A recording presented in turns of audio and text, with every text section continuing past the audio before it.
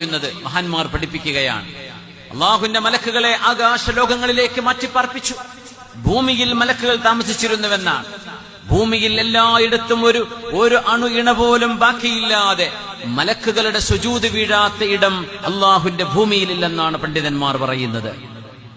ഭൂമിയിൽ മലക്കുകളുടെ സുജൂദ് വീഴാത്ത സ്ഥലമില്ലെന്ന്. അതുകൊണ്ട് മനുഷ്യൻ ഓർക്കണമത്രേ, ഓരോ തെറ്റ് ചെയ്യുമ്പോഴും അള്ളാഹുവിന്റെ മലക്കുകൾ സുജൂദ് ചെയ്തെടുത്ത ഞാൻ ഈ പാപങ്ങൾ ചെയ്തുകൊണ്ടിരിക്കുന്നത്.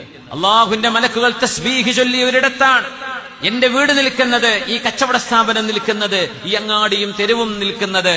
പടച്ചവനെ, നിനക്ക് സുജൂദ് ചെയ്ത മാലാഖമാരുടെ ആ സുജൂദിന്റെ ഇടത്താണല്ലോ റബ്ബേ പാപങ്ങൾ സംഭവിച്ചു പോകുന്നത് എന്ന് മനുഷ്യർ പേടിക്കണം.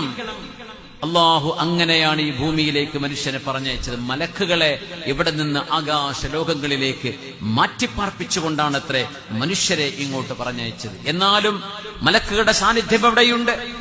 ഹഫളത്തിന്റെ മലക്കുകളുണ്ട്, കതബത്തിന്റെ മലക്കുകളുണ്ട്, ഷുഹൂദുകളായ മലക്കുകളുണ്ട്, മജ്ലിസുൽ ഇൽമിലും ദിക്റിലും വന്നിരിക്കുന്ന മലക്കുകളുണ്ട്. മലാഖമാർ ഭൂമിയിൽ മനുഷ്യരുടെ കർമ്മങ്ങൾക്ക് സാക്ഷികളായി നമ്മോടൊപ്പം ഇപ്പോഴുമുണ്ട്.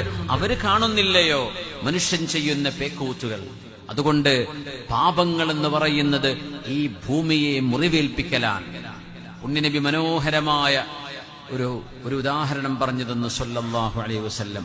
നുഅ്മാൻ ഇബ്നു ബശീർ റളിയല്ലാഹു അൻഹുമാ ആ ഹദീസ് മനോഹരമായി നമുക്ക് പഠിപ്പിച്ചു തന്നു. ഇമാം ബുഖാരി തങ്ങൾ സ്വഹീഹിൽ കൊണ്ടുവന്ന ഹദീസാണത്.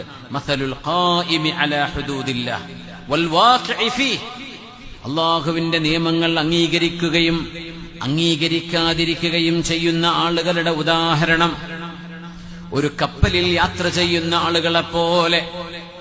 ആ കപ്പലിന് 2 തട്ടുകളുണ്ടായിരുന്നു, 2 ഡെക്കുകൾ, lower deck and upper deck.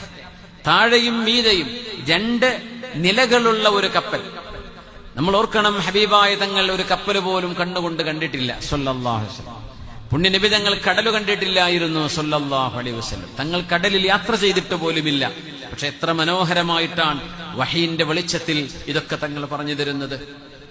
2 നിലകളിൽ കഴിയുന്ന 2 വിഭാഗം ആളുകൾ. അവര് ടോസിട്ടു, നറുക്കിട്ടു.